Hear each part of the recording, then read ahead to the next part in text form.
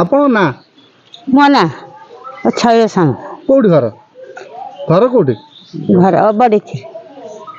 କଣ କହିବେ ଆଜି ଜନ୍ମ ହଁ ତାଙ୍କ ଝିଅଙ୍କର ଜନ୍ମଦିନ ଆଜି ଆମକୁ କମଳ ଫମଳ ବାଣ୍ଟିଲା ଆଉ ଆପଣଙ୍କୁ ଦେ ହଁ ଛୁଆଙ୍କୁ କଲମ ବହି ସବୁ ମିଳିଲା ଆଉ ଆମକୁ କଣ ଦେଲେ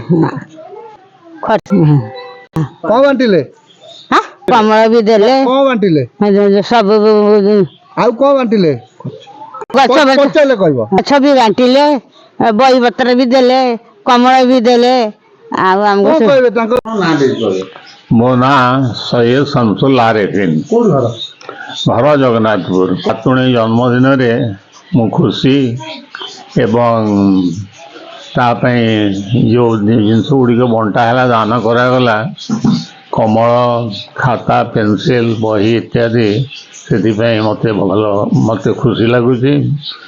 ଈଶ୍ୱର ତାକୁ ଦୀର୍ଘାୟୁ କରନ୍ତୁ ଏବଂ ତା ଜୀବନ କାଳରେ ସେ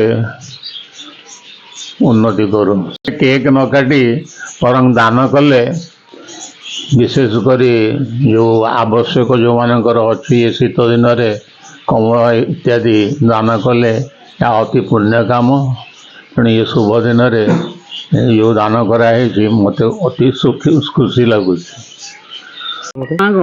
ବର୍ଷମ ସାମଲ ଘର ଜଗନ୍ନାଥପୁର ଗରିବ ଗୁରାକୁ ଦଉଥିଲେ ଆଉ କଣ ତାଙ୍କ କାହାର ଜନ୍ମଦିନ ଥିଲା ବୋଲି ନା ଆଜ୍ଞା ବର୍ଷମ ସାମଲ ଆଜି କଣ ହଉଥିଲା ସେ ଆଜି ତାଙ୍କ ଝିଅର ଜନ୍ମଦିନ ସେ ଗଛ ଫଛ ଆଉ କମଳ ଆଉ ଦେଇକି ଗାଁରେ ସବୁ ବାଣ୍ଟୁଥିଲେ ଇଏ କରିକି ଆଉ ଏଠି କେତେ ଲୋକ ଆସିଥିଲେ ତଥାପି କେତେ ଲୋକ ଆସିଥିଲେ ଆଉ କେତେ ଲୋକ ଆସିଥିଲେ ନେବାକୁ 50 ଲୋକ ଆସିଥିଲେ।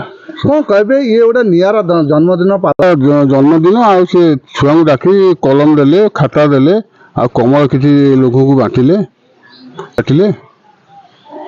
ଗଛ ବି ଦେଇଛି କିଛି।